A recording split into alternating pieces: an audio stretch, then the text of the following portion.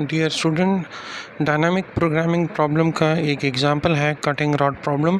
उसके एक एग्जांपल को सॉल्व करते हैं। क्वेश्चन गिवन है, we are given a rod of length 5 and an array that contain the prices of different sizes less than 5. Our task is to piece the rod in such a way that the revenue generated by selling them is maximum. हमारे पास एक rod given है जिसकी length आपके पास 5 metre है। हमने उसको different छोटे छोटे पीसेस में डिवाइड करना है। अगर मैं उस रॉड को 1 मीटर के 5 पीसेस में डिवाइड करूँगा तो पर पीस मुझे फ़ायदा 2 रुपीज़ का होगा। अगर मैं उसी रॉड को 2-2 मीटर के पीसेस में डिवाइड करूँगा तो मुझे पर पीस फ़ायदा जो है वो 5 रुपये का होगा। तो ये 4 पीसेस हैं, 1, 2, 3 और 4। इस कम्बिनेशन के साथ मैं उनके पीसेस बना सकता हूँ। तो अब हमने मालूम करना है कि मैं उस 5 मीटर के रॉड को कौन से और कितने पीसेस में डिवाइड करूं ताकि मुझे मैक्सिमम प्रॉफिट मिल जाए। उसके लिए देखिए, मैंने इस तरह का एक टेबल बनाया हुआ है। इस टेबल में जो लेंथ है वो लेंथ ऑफ द रॉड जो 5 मीटर है वहाँ तक है। 0 से मैंने स्टार्ट किया और 5 तक उसको लेकर गया। एक कॉलम में मेरे पास प्राइस है और एक कॉलम में मेरे पास उस रॉड की लेंथ है। 1 मीटर रॉड की जो है प्राइस फ़ायदा जो प्राइस मतलब जो मुझे प्रॉफिट मिलेगा वो 2 रुपये का होगा। 2 मीटर के रॉड में फ़ायदा जो है वो 5 रुपये का होगा। इसी तरह इस कॉलम को मैंने इनिशियलाइज़ किया 0 के साथ और इस रो को इनिशियलाइज़ किया 0 के साथ।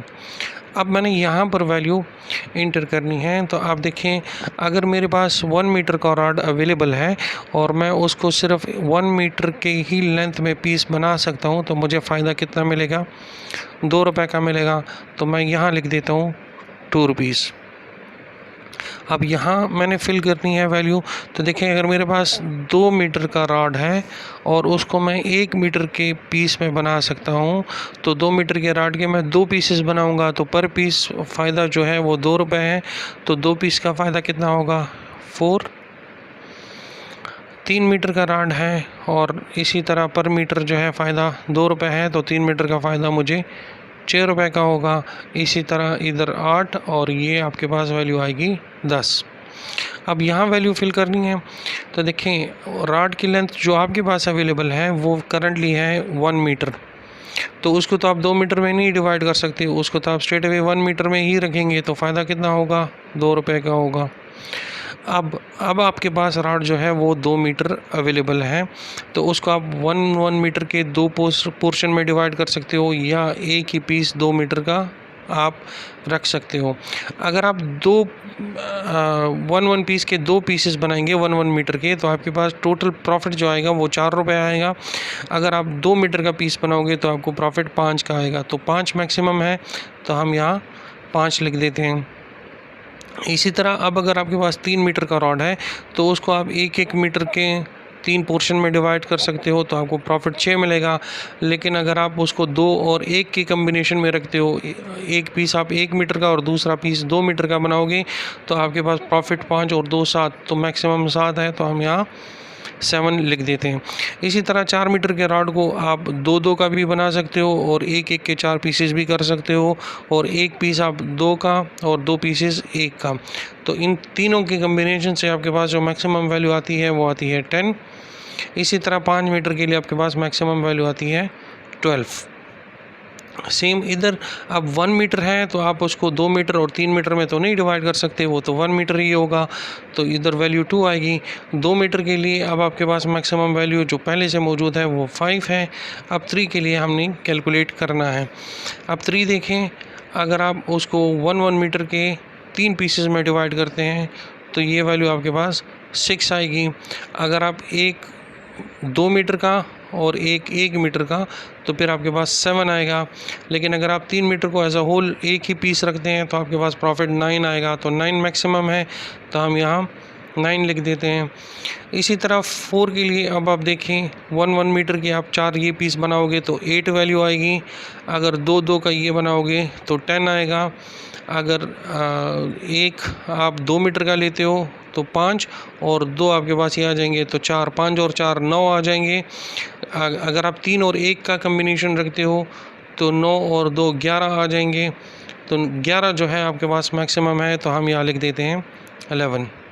इसी तरह यहाँ आपके पास अब देखें 5 मीटर का रॉड है, उसको अगर आप 1 मीटर के 5 पीसेस में डिवाइड करोगे तो वैल्यू 10 आएगी।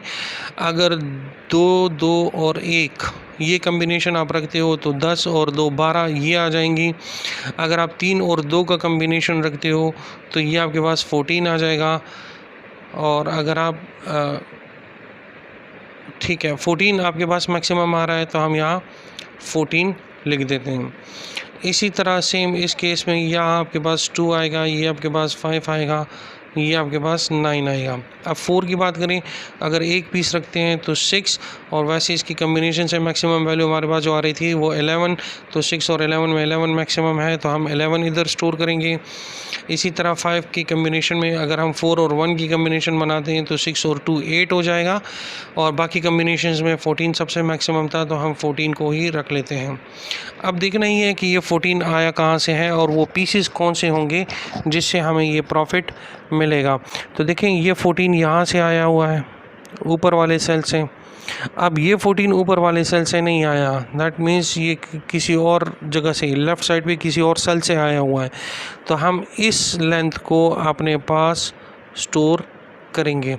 हमारे पास जो पीसेस बनेंगे उसमें से पहला पीस कौन सा होगा, वो लेंथ 3 का होगा। अब लेंथ 3 है, आप यहाँ पर पहुँचे हो तो आप 3 स्टेप्स बैक जाओ, 1 2 और 3, तो इस 14 से आप यहाँ तक पहुँचोगे। अब ये 5 जो है ये आप देखेंगे आपको ऊपर वाले सेल से मिला हुआ है, तो आप यहाँ से ऊपर के सेल में मूव करो। अब ये 5 ऊपर से नहीं है, जब ऊपर से नहीं है तो ये जो लेंथ है ये आपके सोल्यूशन का हिस्सा होगा। अब लेंथ क्या है 2, तो यहाँ से आप 2 स्टेप्स पीछे जाएं, 1 और 2 यहाँ पर आप आएंगे। जैसे ही आप 0 के कॉलम में या 0 के रो में आप पहुँच जाएंगे तो आपके प्रोग्राम की एग्जीक्यूशन स्टॉप हो जाएगी। तो आपको कौन से 2 पीस रिक्वायर्ड होंगे, पीस 2 और पीस 3। अब आपने क्या करना है, आपने 5 लेंथ के रॉड को पोर्शंस में डिवाइड करना है। तो वो कौन कौन से पोर्शंस होंगे, उस 5 मीटर के रॉड को आप 2 मीटर और 3 मीटर इसमें आप डिवाइड करोगे तो आपको मैक्सिमम जो प्रॉफिट मिलेगा वो आपको मिलेगा 14 रुपीज़ का। Thank you.